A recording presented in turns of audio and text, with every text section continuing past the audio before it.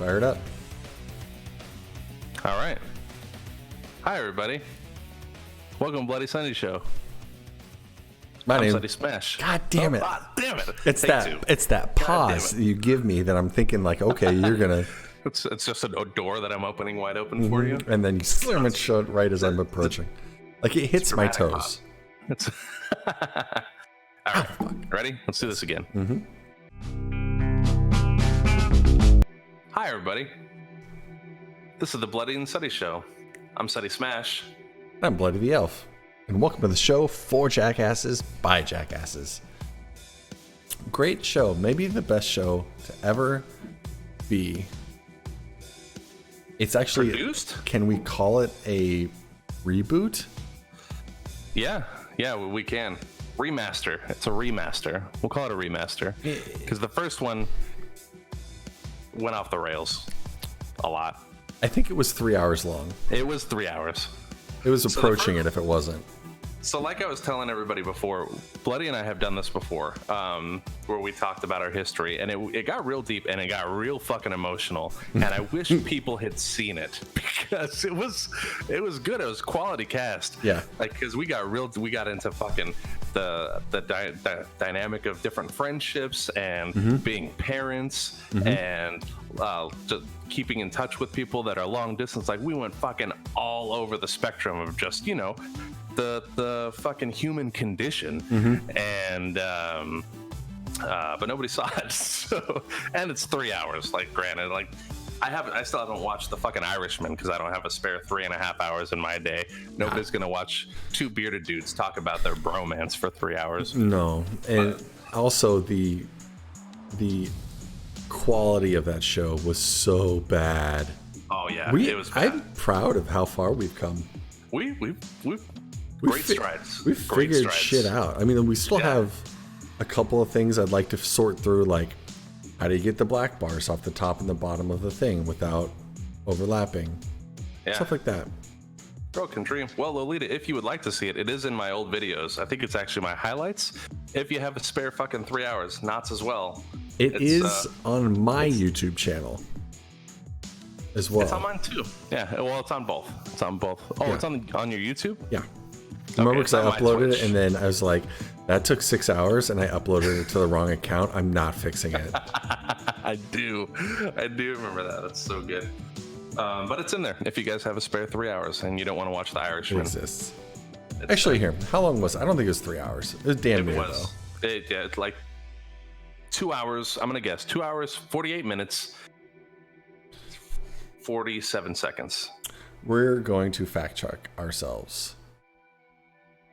All right. Is my guess. We're going to go to studio. But yeah, I was also drinking heavily that night, as I did a lot of nights. And that aids in us going on several tangents. Several. And yeah.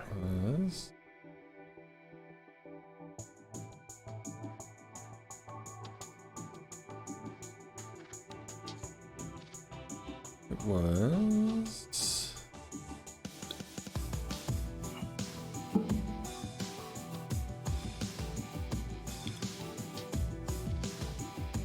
There it is. There it is. Oh, it wasn't that long. It was an hour. It was hour and 40. No way. Did you go on your YouTube? That's the edited version. I suppose. Yeah, I did edit. I think I did, all I think I did was add an intro video to it though, and cut the game off. I don't believe you. I don't believe you. No, we may never know. I'm gonna look now. It's really bothering me. It's gonna bother me a lot.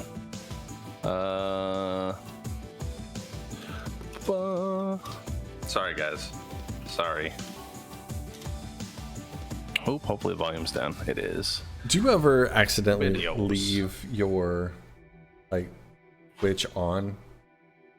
Yes, I do. So that it's like you're on like people's streams and then forget about it and then leave and then come back and you have all these notifications that you've been gifted subscriptions to like I have users that you have never even heard of before. Yeah, I have tons of those. It was 2 hours, 20 minutes, and 52 seconds. All right, there you go. Evidently, I did edit it a little bit then. Only an hour. You only took an hour off of it. No, there you go. feud's growing. Yeah. You know what? Show's over. Who are we raiding? I'm taking my viewer that is me, and I'm going elsewhere. Oh, man. But yeah, let's fucking dive right into it. Where would you like to start off, Bloody? Why not? So Go ahead. Go ahead. God damn it. I'll sit here all night. You go ahead. All right. So Bloody and I have known each other 15 years this year, right? 15 years. 15 years. Quince. Our friendship At is about to quinceañera. celebrate quinceañera. Yeah, we're gonna get it all dressed up with a fancy wedding dress and spend thousands of dollars on it becoming a woman. Mm-hmm. But yeah. Tell the story of how you got here. Okay. How you made your way to Arizona. I will Reader's Digest version it. I was in a band, and it was not going well. And we had like an internal issue with drummers. So a friend of mine was like, hey, why don't you move here? You can join a band here and go to the Conservatory of Music Arts. And it was like November, and I'm from Decatur, Illinois. Very, very small city that is now extraordinarily poverty stricken, and everybody was leaving. It was just, where are we going to go? So most people went to like either St. Louis, or they went to Chicago, or they would go to Champaign Urbana, where the University of Illinois campus was, and there's work and jobs, and you can actually, it's much better.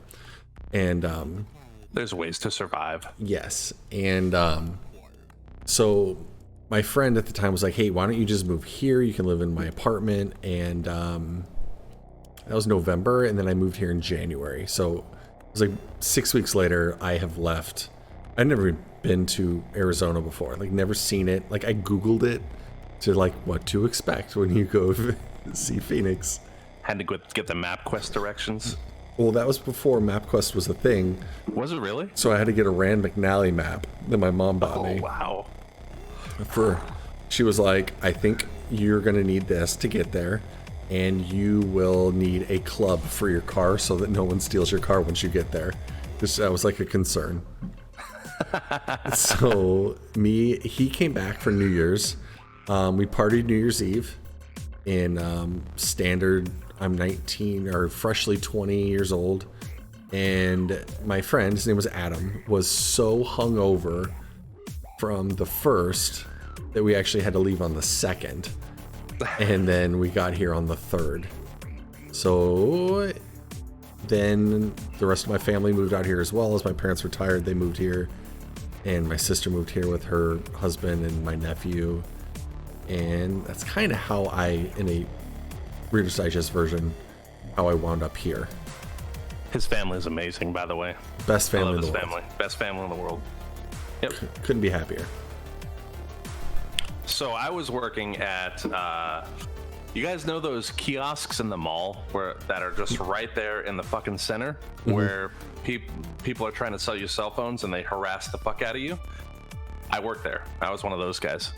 And that was my early 20s as well. I was 19.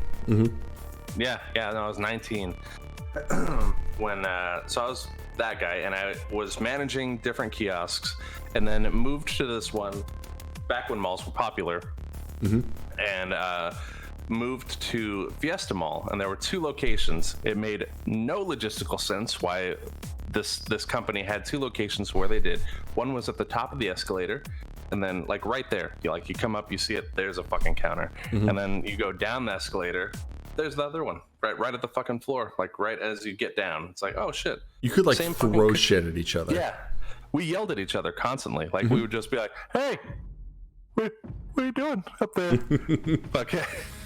And so yeah, like, and that's where we met. He worked at the one upstairs, I worked at the one downstairs. And what did you think of me when you first met me?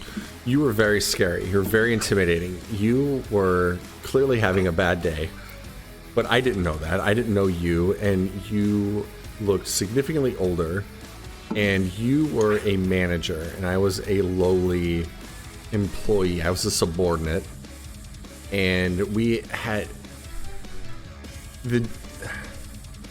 that was the most bullshit job like ever, like, for the most part, right? And it wanted to be something that it was not so badly. Like it was like, and I'm pretty sure that it was like wildly illegal, like the way that it was run. Oh, it was absolutely was. Because it didn't clock like while you were there. Like they didn't.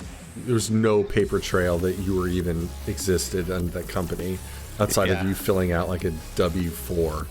Yeah, and part of my training was, all right, you're clocked in and you'll never clock out again. So, yeah, because you're gonna make so much money in bonus. Yeah, that fucking place.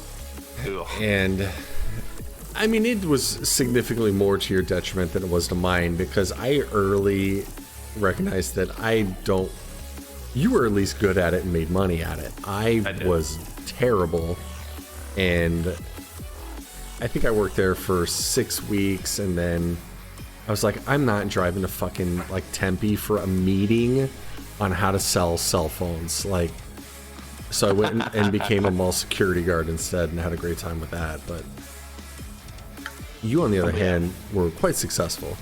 Yeah, I did it. I made a lot of money at that place. Because I had no moral compass, and I had no qualms with selling people things they didn't need. Or want. It's like, oh, you're a 95-year-old widow? Here's 5 phones. That's what you need. You need all of them. One for each room. What if you fall in the fucking kitchen? You don't know what's going to happen. Yeah. If you don't have life alert, I see from the lack of lanyard. Yeah. But yeah. That's where we met. We met there, and we started talking a bunch. Like, we would go hang out, because the section of the mall that we were in was fairly low traffic. So, you know, you had to get to know your fucking neighbors. Otherwise, you're just sitting there bored out of your fucking mind. So I'd go up there, and we'd just shoot the shit. And we'd just start talking, and then we started talking about music, and just realized we had the same sense of humor. And it was love at first sight, really. I mean, I was smitten immediately, and yeah, we just had a fucking good time celebrating together. Oh shit, fucking Knots, thank you for that host, man. There it is. Knots came into my chat. He said, take me with you. Knots, I'll take you anywhere you want to go. Nice. What a good lad. Not such a pleasant son of a bitch. He really is. But after Bloody became the mall security guard, that was that's so when fun to just witness. It was so, because he's the most like the cuddliest fucking dude, and even when he was a fucking security guy, it's like, hey man, what's up, just gonna go patrolling in the LPV, which is light patrol vehicle. It was a golf cart. But he coined the term LPV for it, and I'm pretty sure they still call it that to this day. I mean, it doesn't exist anymore, well, but you know, up until the end. Yeah, up until the end, I'm pretty sure LPV was the term that they used for those things. But he had such a fucking good time, and it was just fun to watch him. Bloody just enjoys life, like, period. No matter what the fuck is going on, he's just a happy fucking dude. And and I'm very similar, and it's just fun to witness. It's a fun thing to witness and be a part of. I ended up being in a position where I was gonna buy a house, and I was 20, and I was making so much money at this place that I didn't understand why people struggled as adults.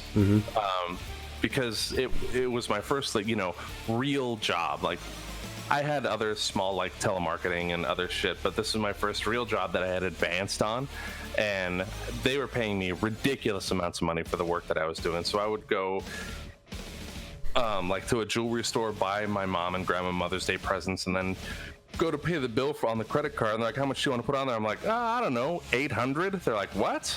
Yeah. Like, that's just that's what I owe, so I need to pay it. And they're like, wow, that must be nice. I was like, you don't know how to fucking live, apparently. But I found out later that's not how life works. Life doesn't work that way.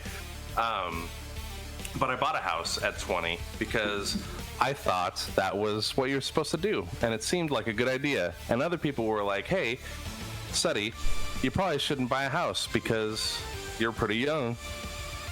What if things happen? And I was so competitive and wanted to do things in spite of other people so much that I bought that house because people told me that I wouldn't be able to do it. And that was the primary reason for me buying the house, which for you younger people out there, don't do that. Don't do that. It's a bad idea. Don't do that. Oh yeah, there's a twist. So we lived together. Bloody was in a situation where you needed to get out of your place, didn't you? Tell your side of that part. I was living with a girlfriend at the time who was just committed to a psych ward, and I was like, I gotta get the fuck out of that house or that apartment. So I was going to break my lease and then move in with you, which I did move in with you like immediately.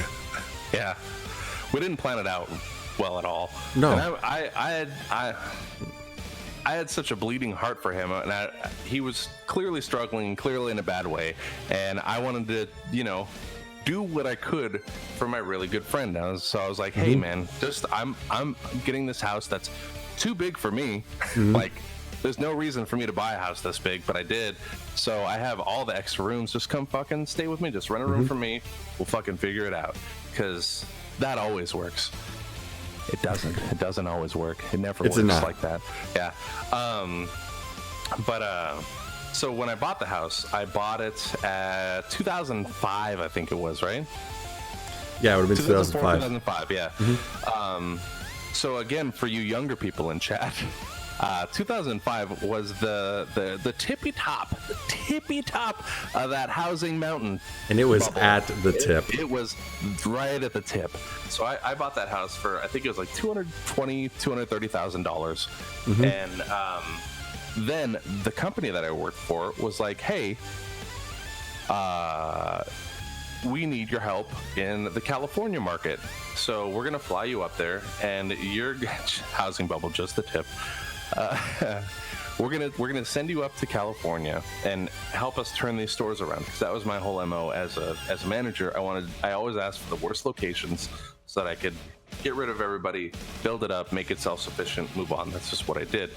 And so I was like, okay. So I left Bloody and my grandma, who we lived with your grandma. That's right. My grandma didn't live with us, but she lived with us. Like, she never left. She never left. Literally never left. She loved my fucking dog.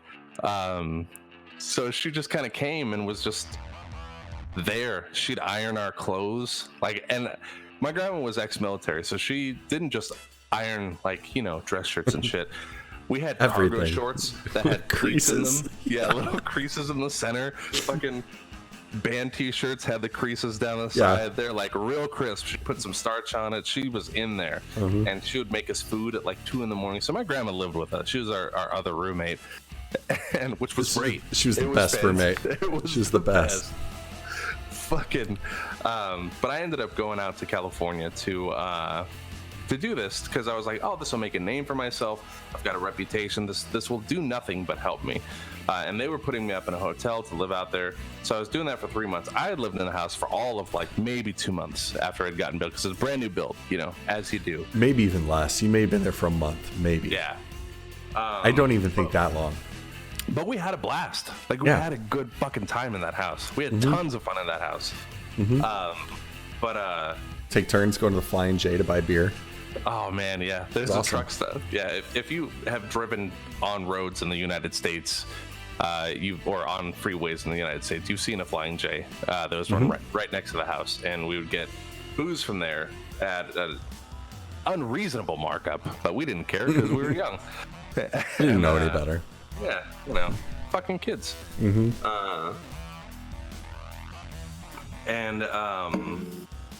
there were showers there too, Lolita. So I left and was paying all the bills for, and I mean, you were helping, like you were still helping pay the bills, some of them. I paid what I could. The problem came in was that I didn't understand the way leases worked. I thought you could just call them and be like, I want to cancel my lease. And they'd be like, okay, sure. To cancel your lease, you need to pay us $7,000. And I'm like, I think I was at the time making $8 an hour at the security job. Maybe even less. It might have been $7. It was really, really low. And minimum wage at the time I think was like $5 and some change. Yeah, and I was getting something like 7 or 8, maybe 8. We'll call it 8, which does not pay when you add that times your 80-hour work schedules. Yeah, doesn't come out to pay the more $7,000, half of rent in one place and then rent at another place. Yeah, which was what ultimately became an immediate problem for me. And I tried to be as understanding as I could, right? So I mean, and I didn't mind because I was paying the mortgage and all the other shit anyway, and it was something that I went in by myself, but that I knew I could take on by myself, and that's why I invited Bloody, and that's why we had the agreement: just pay what you can when you can, because I could do it by myself at the time. And then the company that I worked for was like, hey, you're doing such a great job in California. If you move here, we'll promote you to regional manager. Now, the regional managers that worked for this company that I worked with were making just fucking ridiculous money, like insane amounts of money. And I was like, I'll move to Alaska if you promote me to regional manager, because that they were making just insane amounts of money to where I wouldn't have any fucking worries at all. So like an idiot, I just went. I wasn't like, all right, well, let me sign some contract or something saying I get that. I was just like, take it on faith. You didn't really have any reason not to believe them, though. Yeah, that's true. But I mean, as an adult, in your defense, like, yeah. But as an adult, you don't make a drastic move like that until you know for sure it's a sure thing. You've got something on paper saying that this is. Yeah. So I mean, you're right. They didn't give me any reason not to believe them. But then I moved there, was doing my shit, and then like they didn't pay for a hotel anymore, because I moved there, and I was paying the mortgage and bills in one place, and then I found an apartment there. And I was paying rent in Northern California, which was fucking ridiculous. And then the mortgage in Arizona. So, and I had a safety net. I had about, I think, $10,000-$20,000 or something that I just had. And when you're paying for two properties on one income, that bleeds dry real quick. Yeah. So it did, and then that's when I started, getting frustrated because I felt like I was drowning. And I started getting frustrated with Bloody because I was like, I need some fucking money, man. Like, fucking help me out here. Throw me a fucking life raft, because this is not working. Like this, I can't keep doing this. My life is gonna be destroyed. We're gonna lose the house. So if you don't start paying something, the sheriff's gonna come and evict you because I'm not there to be evicted. Yeah. And then it's a good tell your side right there. So you started asking for more money, which I obviously didn't have. So it was, you eventually kind of laid it out, or I think it was actually your mom. And she was like, you either need to pay what you owe or you need to get out. So then that night, I was working at a car dealership by this time. I thought I was going to start making more money doing that. And this is now starting to approach 2006 because it was late in the year when we started, and it was summertime when we moved in. I remember that because the power was out and it was hot as fuck. Yeah. It was hot as fuck. Yeah. And with 2006 was when our market bubble burst. Yeah. And everybody was kind of in the same boat in which no one had any money. And everyone started defaulting on shit. So everyone had also really bad credit. So no one That's could buy good, yeah. cars. Yeah. I should have known better, because when I bought that house, this is how it worked, right? I was just driving home from work one day. I saw a housing community go up, and I was like, I'm going to pull in there, see what this is about. And then I walk in, they're like, can I help you? I was like, I don't know. I kind of thinking about buying a house. Mm-hmm. And then I left that day with pre-approval paperwork, like that day. Like we just sat down and they're like, here's your shit. And I was like, Yeah. I'm going to have a house. Yeah. Like it took all of 2 hours. Like this should have been a red flag, but I was an idiot. An idiot Again, kid. we didn't know any better because it's just like we were fucking 20. Dude, like nobody teaches you these things. No. So Predatory loans, what's that? I don't know. And so I was working at a car dealership, I know, and then I was basically given the ultimatum: move out or pay your stuff. I couldn't pay, so it was move out. So me and a few of the guys that I worked with took a Nissan Titan, brand new, and drove from the dealership to the house, loaded all my shit into that, and then went back to the apartment that nobody had been living in. So you used the dealership's Titan? Yeah. And took it back that night, and then I brought my car home. That's fantastic. Nobody asked questions because everybody was desperate to sell anything. So they were like, I was like, hey, I think I got a deal. I'm going to need to borrow one of the Titans to go and show it. It's probably going to take me a little bit of time. But they're like, yeah, take whatever you need. Like, we don't care. And I'm like, it's a little bit of a drive, and I'm going to probably wind up spending some time with them. Like, perfect. Yeah, go. Yeah, whatever. So I took it, and then I think I came back at like 2 or 3 in the morning and just drove it on the lot. The keys under the door. Well, the fucking building's unlocked. Like, you had to badge your way into like the key. Like, there was nothing. Oh, okay. Like, I don't know why there weren't homeless people living in there, because it was. And so I basically moved out in one swoop and grabbed all my shit, and I didn't have anything either. So it was like I had a mattress on the floor, and then I had my clothes on the floor. So I had no dresser or anything like that. We were going to do all that later, just deal with it later. Yeah. And I think I had a TV and a couch, and that was it. So I just grabbed those and threw all my clothes in my garbage bags again, and off I went. And the bed that was riddled with Odin's piss. Yeah, you want to talk about Odin for a second and my relationship with that dog? So I had an asshole dog. He was an asshole to everybody but me. So when I lived in Oregon before I moved back to Arizona, and I had, in the job that I was in, there was a house behind us that had a pit bull and a Rottweiler that were about to have puppies. And I happened to be there when the puppies were born. One of them wasn't breathing when it was born, so I picked it up and started doing, like, you know, fucking little puppy chest compressions and shit, and it started breathing again. So I was like, well, this has to be my fucking dog now. So I took him with me to Arizona. He was the smartest dog I think I've ever had. He's fucking genius, that guy. He would herd people. If you would tease him with a toy up here, he'd nip at your leg because he knew your arm would instinctively go down, and so he could get your toy, or his toy. He was an idiot. He would lick fucking wall outlets until he gets shocked. And he liked chewing on rocks. Had to feel the rush. Rocks and water bottles were his favorite toys. He liked peeling he would sit there, wait patiently for your water bottle, and then after you were done with it, he'd take it from you and then peel the fucking label off. But he moved with us, and that's when my grandma came too, because my grandma was fucking in love with this dog. But if he didn't like you, he let you fucking know.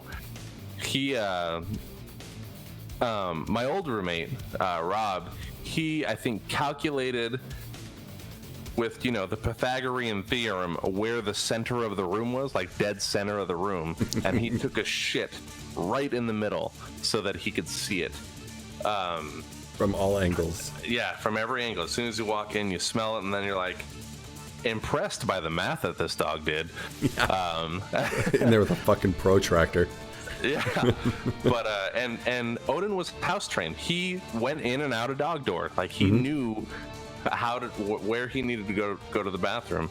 But to spite you, he would go in, piss in your bed, fucking shit on your floor, chew up one of your shoes, like not, and never two of the same shoes. It'd always be one of separate pairs of shoes. And he was an asshole. He was fucking mean. Every sense of the word. And he of course did not like me. And so he would get into my room and then pee in my bed. And we would go to bed late. And by the time that we would go to bed, it was like, I don't want to do anything. I want to flop down and just pass out. So the only way you would know that some dog pissed in your bed is you're going to lay in a piss-soaked bed. And he pissed in that thing nightly. So it got to the extent too that like I would shut the door, but he would open the door and go piss in there like a fucking velociraptor. Yeah, like he would. He knew because we had the handles with like the lever, and he would paw the handle and it'd pop the door open, and then he'd just go in there and piss in it, and then leave. And then so I had to go and buy bed in the bags from the Walmart that was up the street.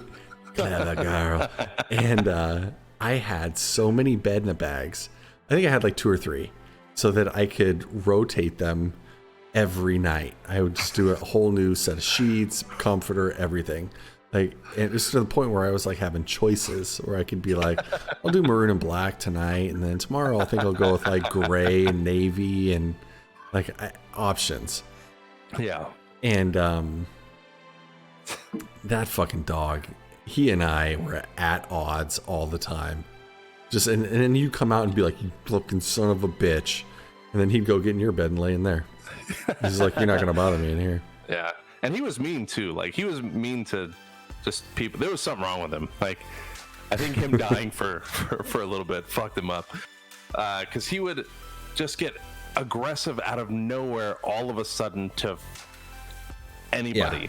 And I remember I had team meetings at the house, and one of the guys brought his kids, and I was like fucking bear hugging this dog the entire time. I'm like, you're not gonna eat a fucking kid today. Because he'd just look at her like she was fucking prey. He's like, yeah. Mm-hmm. And I'm like, nope.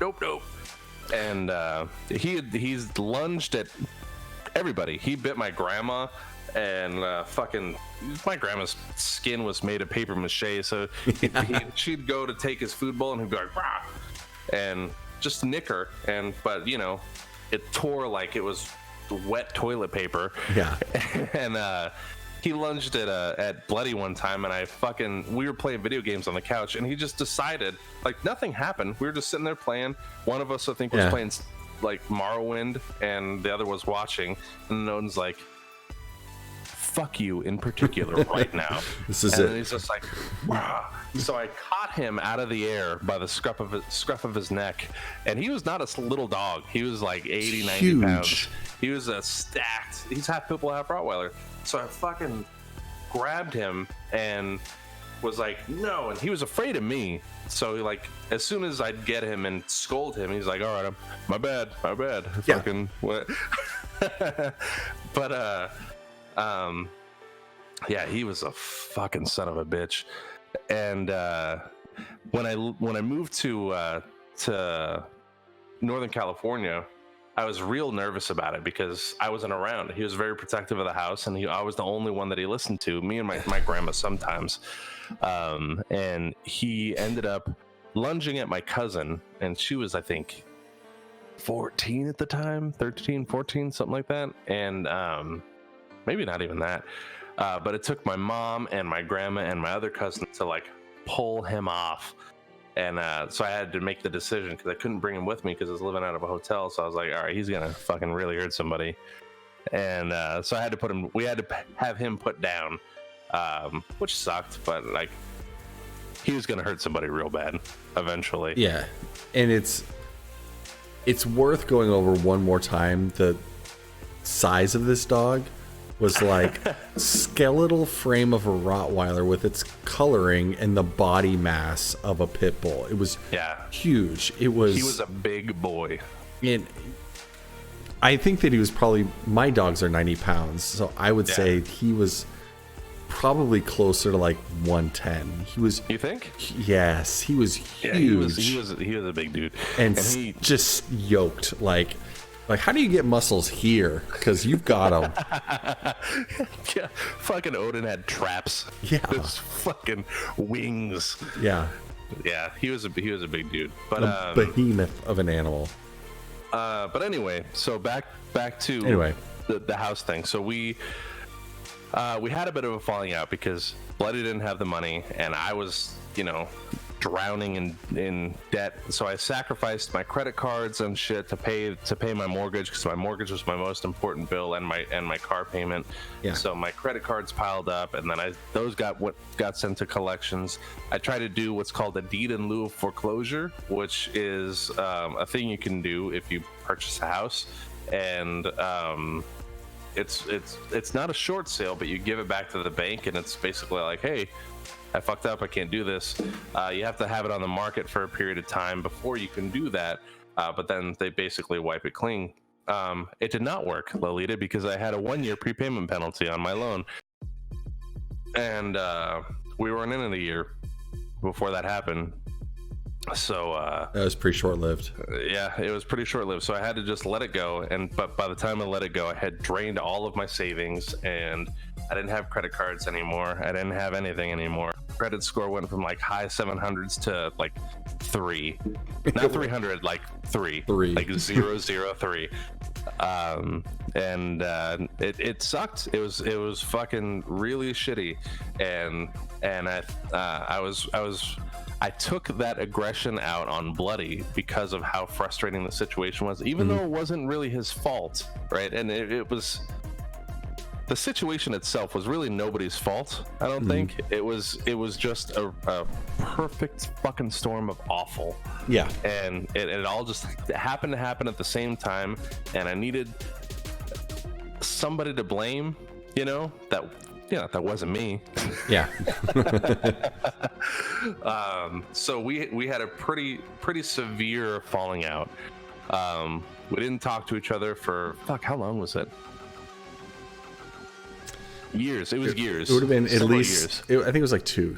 No, it was more than that. It was about a year and a half. No, it was more than that, wasn't it? No, it wouldn't have been any longer than that. No. Okay. It was a year and a half. Like we went from. It was long. From talking every day and texting each other constantly, like being a daily part of each other's lives, to nothing, like fucking radio silence and shit. Wasn't gonna talk to you. You weren't gonna talk to me. Like, yeah, it's just an understanding. Like, it's just, we didn't yell at each other. We had disagreements and shit, but we weren't like, no, fuck you. Like, it wasn't that. It was just, hey, I'm fucking angry. I can't stand thinking about you right now because of the situation that I'm in. So I think it's best if we just part ways. And it was like, all right. So we just kind of had that agreement. Like, we're gonna break up. Yeah.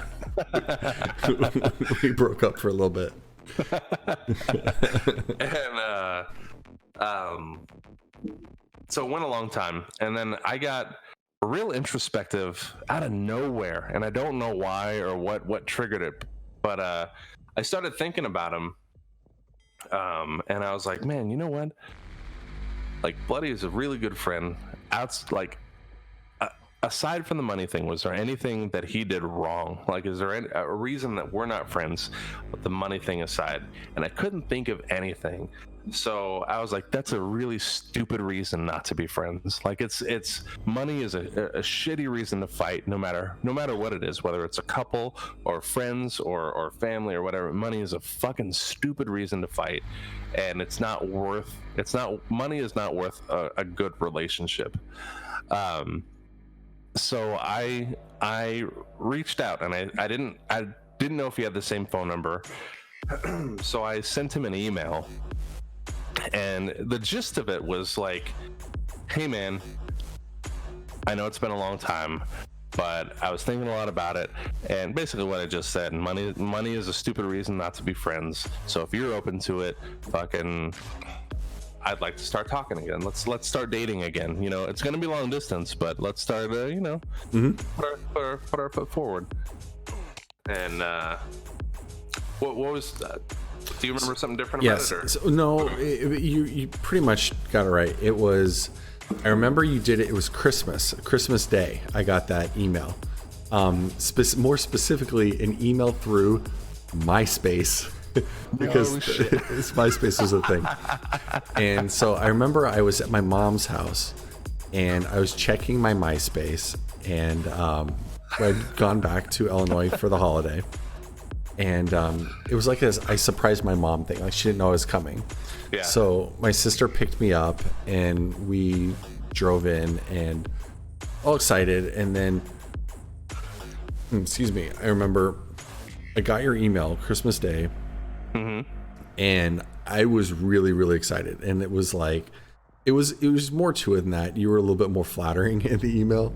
It was like, you made mention of, you know, he's like, we were absolutely best friends. You're one of the greatest dudes I could have ever met. And I was forced to agree. I am one of the greatest dudes you've ever met. And it was really, really, really nice. And especially when the last thing I had heard, which I'm assuming was slightly exaggerated, was from one of our mutual friends. Do you remember Dorothy? Oh, yeah. She was like, at one point in time, she was like, Sutty says that if you don't pay him, your kid's going to grow up without a dad. I'm like, well, that's nice. So... And that sounds like the type of shit she would try to stir up. And I remember once I got a email from her, and the subject line was just, this is the last time I ever even anything with her, was the subject line of the email was, hey asshole. I'm like, well, we're just gonna go ahead and delete that. I never read it. And I always wondered to this day what was in the email. Like, what could you possibly be mad at me about? Like, I didn't do anything. Like, I remember I had 2 apartments for a brief period of time when I was moving from one apartment to another, and she was fighting like with her mom about God knows what, and her mom kicked her out of the house. So I was like, you can stay in my empty apartment as long as you want, and you can smoke in there and shit. Like, I don't care. And because we smoked in there anyway. That was a fucking party house, dude. It was. And we threw down there a lot of nights, and I gave her like a place to stay and shit like that, and she still was like, hey assholes. I remember I laughed at myself. I'm like, what? And I deleted it. So I think she was trying to stir the pot a little bit more than was really there. Anyway, I digress. That's fair. Reel that in. But I was really happy to know that you wanted to be friends again. So I think after that we started talking, like we would talk on the phone at least once a week, but text every day. Yeah.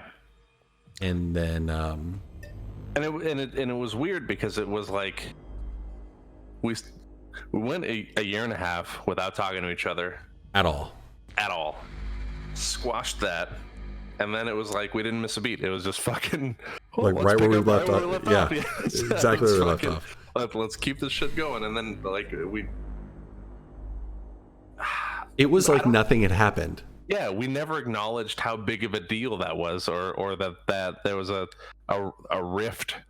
Like, there wasn't. That's the thing. There wasn't a rift. No. Like as soon as we fucking squashed that, I was like, oh, all right, well, fucking let's get back to being awesome again, I guess. Right. And we did that because. And correct me if I'm wrong too. Like the biggest thing, the reason why we weren't talking, is that I was embarrassed that I couldn't hold up my end of the bargain. And I think you were embarrassed that also didn't work out either.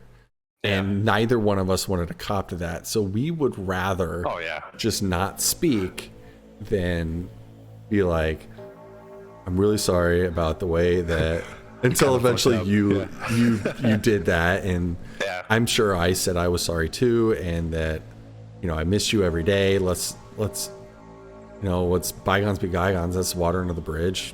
Yeah. And boom, friends again. Yeah, that's pretty much what it was. Pride. It was mostly pride. Yeah. Fucking Quills is like, this is so romantic, just like a movie. Mm-hmm. It kind of was a little bit. We need this as a rom-com. Quills is like, totally, but I can't see Hugh Grant playing either of them. No, probably not. We don't have those thin noses. I got dibs on that dude who played Opie. He's playing me. No, that's me, bro. I'll fight you for him. Well, friendship over again. There it is.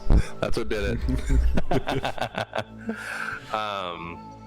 So then, yeah, we, that was that. And then that was that. I remember a lot of it was catch up, like what happened in the last year and a half. Like I'd had a kid. You at least had one on the way if you didn't have one yet. Yeah, I had one on the way.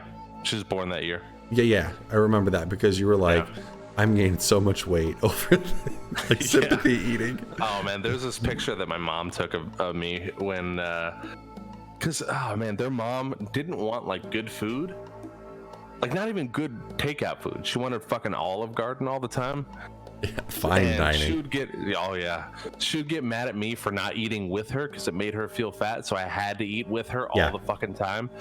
So I was just eating Olive Garden like 5 times a week, and I'm like, oh god, this is fucking terrible. So I like ballooned up, and my mom took a picture of me because I was always the one that took care of the kids at night too, because she wasn't the greatest mom in the world, and so I was fucking exhausted. And Nani, so my kids, Nani, my oldest one, she's gonna be 14 this year, which is fucking insane. And then Lily is gonna be 13 this year, so they were real close, like Irish twins. So she has a picture of me holding the two of them. I haven't been out like in the sun in the daylight in a while, so I'm like white, and I haven't slept more than 30 minutes at a time for, I don't know, 4 months. So I just have one does deep bags under my eyes. I've got this fucking gut that's hanging over my like my cargo shorts. My tits are resting on my gut, and I'm just holding both kids, and I'm like fucking kill me. And so kids, what a treat. Plus they're worth it. You should ever notice how when people tell you that you go through hell for your kids and they tell you that they're worth it, but then when they tell you that part where it's they're worth it, they break eye contact and look somewhere else? Like, they're totally worth it. Fucking, they're going to be a lot of work, and they're going to keep you up at night, and they're going to make you worry about everything in the world, but they're worth it. Why'd you look away? It's because they want you to suffer with them. That's what it is. They're like, you have one now. Gotcha, bitch. Fuck it. Yeah, that's exactly how that shit goes. So anyway, we're chit chatty and friends again. And then how long was that before hiatus? Hiatus? What do you mean? You disappeared again. Oh fuck, that was it doesn't matter.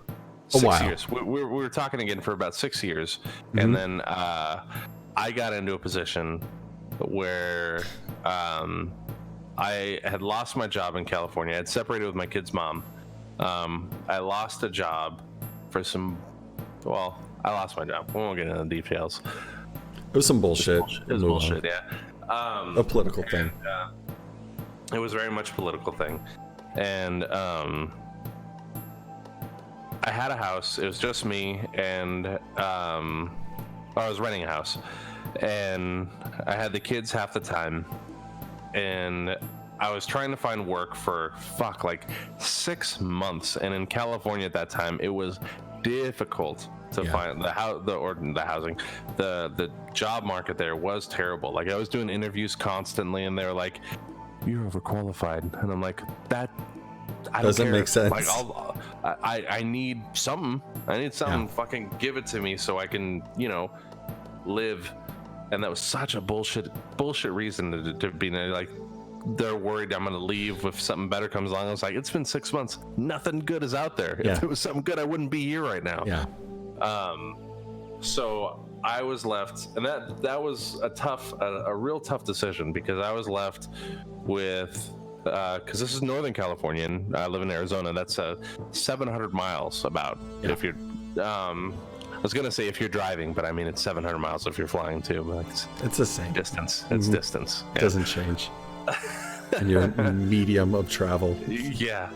So I had the option of either moving back to Arizona, where I had family and a safety net and shit. The support and structure. And the job market here was much better, and I knew if I moved out here, I'd find a job fucking quick. And but I wouldn't see my kids as often. Or I could stay in California, crash on my buddy's couch, and keep trying to find a job that wasn't there, and my kids would have to see me struggle. So I'd see them more often, but they would see me struggling that much, and I had to make the decision on which one to do. And it was tough. It was the hardest decision I think I've ever made in my entire life. So I chose to move to Arizona so that I could provide for them.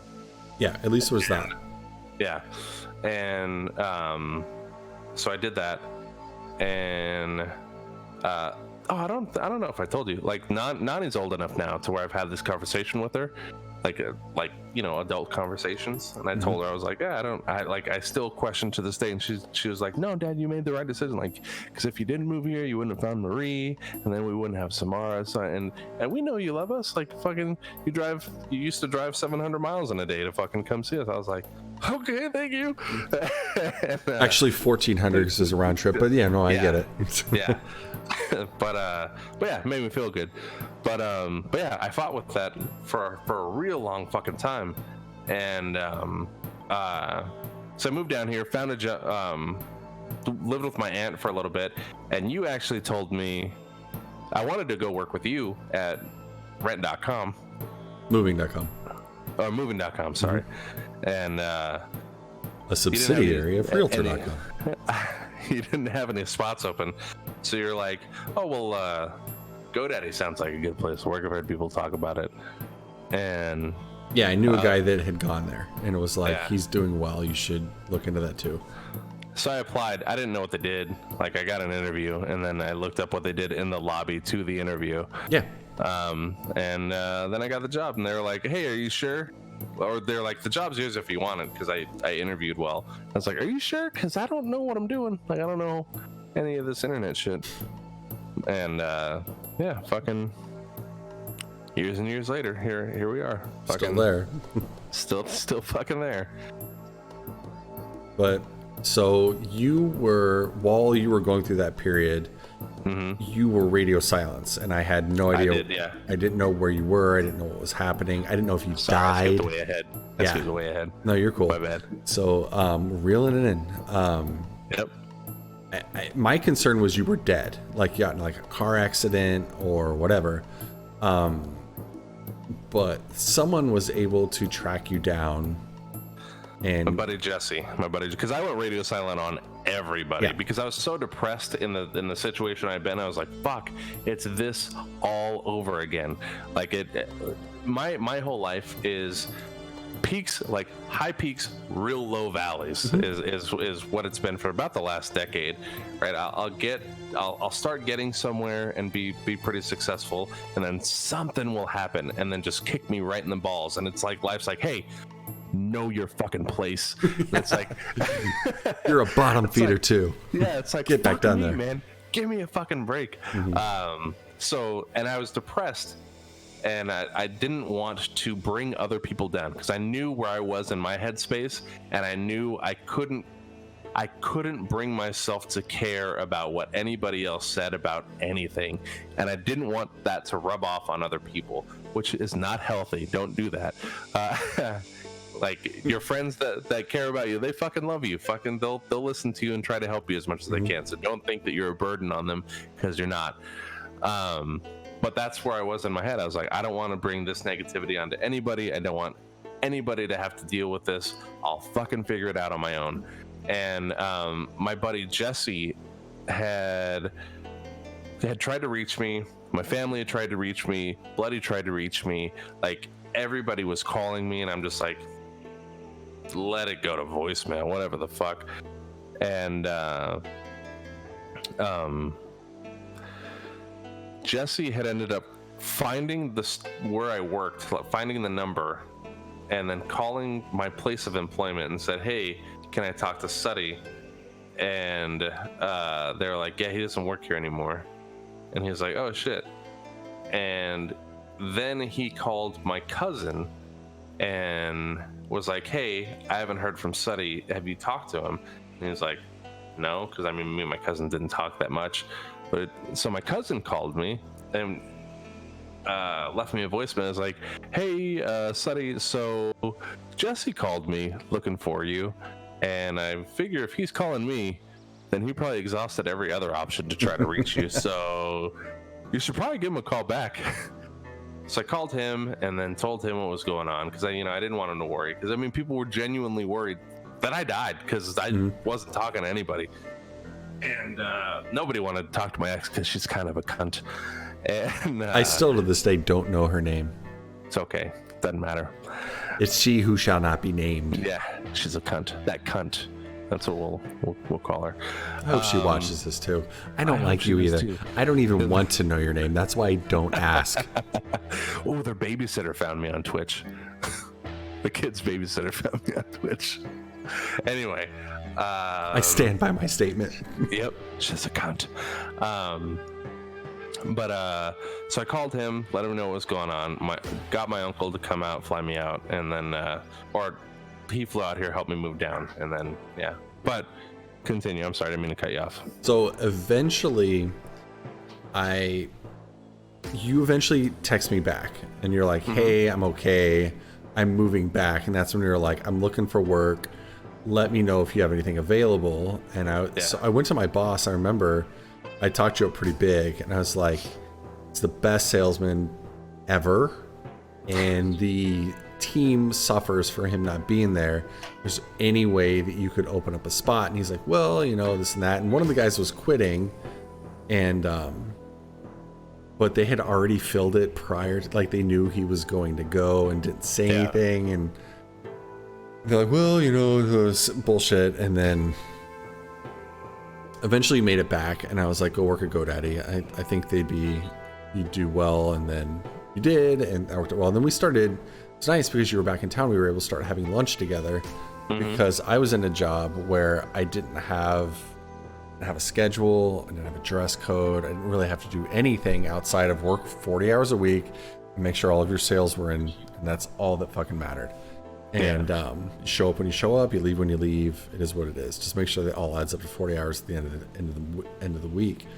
So we'd be able to, you'd come out, and I remember one of my favorite memories ever was that huge fucking truck. Yes. And its dashboard had huge gaping holes in it.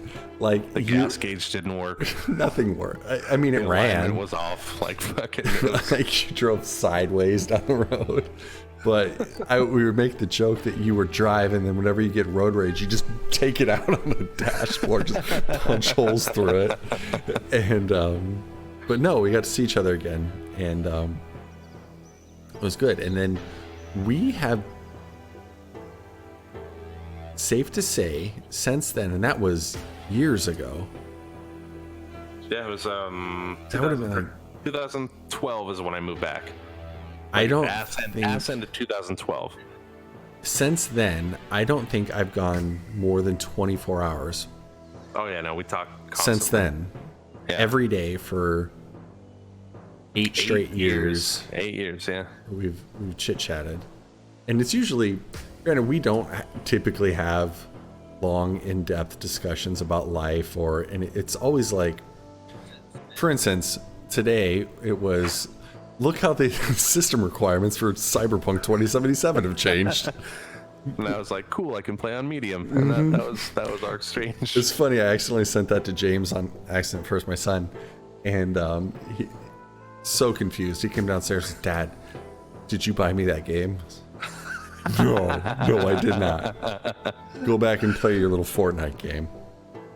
But it's usually it's hey, watch whatever, or hey, I've finished everything. Give me a new show to watch, and that's about our conversations. But I like to send you little bromance messages from time to time. Yeah, they're good. They're good. You want to share one? Because you just got one recently.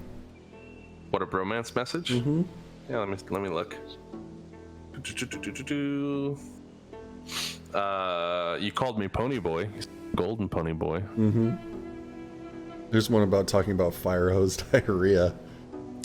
Where's that at? Dude, I had Japanese for lunch. My farts can go head to head with my dogs. I have had fire hose diarrhea 3 times.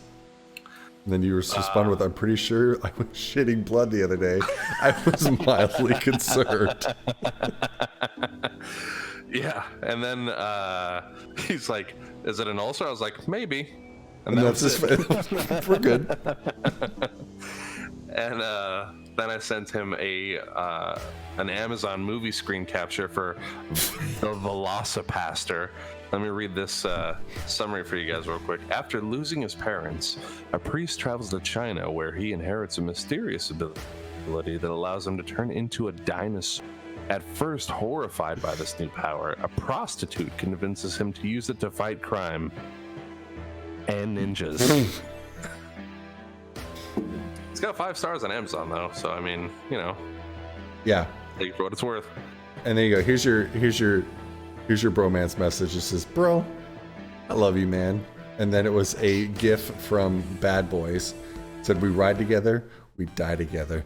Bad boys for life. And you said, love you too, Brother Bear. And I said, today I'm thankful to have a great friend such as you. And you said, why today in particular? I said, because now is today. And then you said, you a fucking weird ass. And that was it. Like, okay, that was our conversation. These are how our conversations go. Yep. Usually it's about poop or farts. Yeah. Or stupid movies, or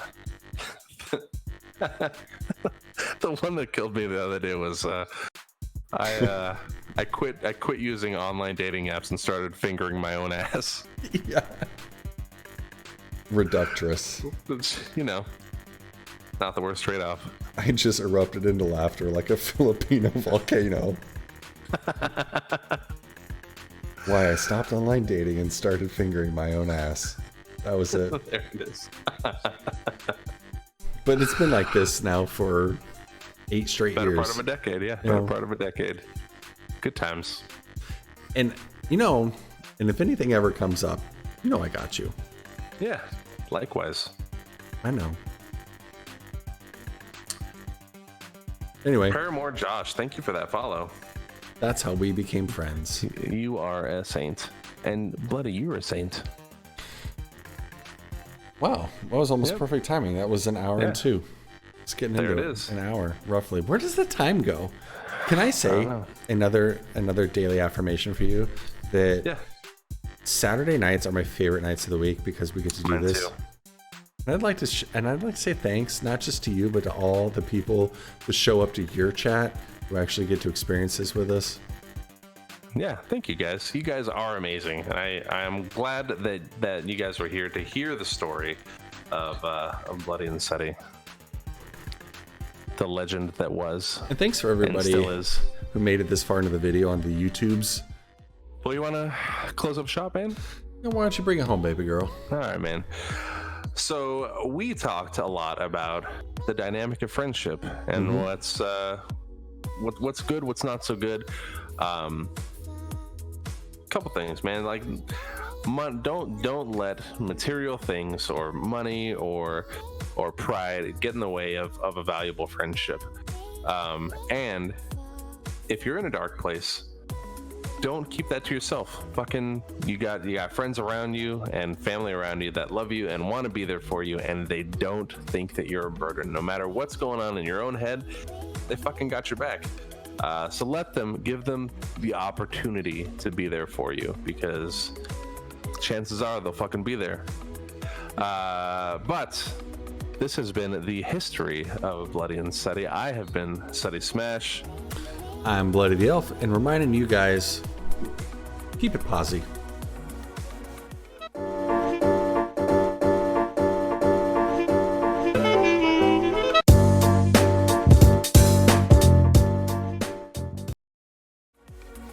Bam, there it was. I think we made people cry. I know my mom's crying right now.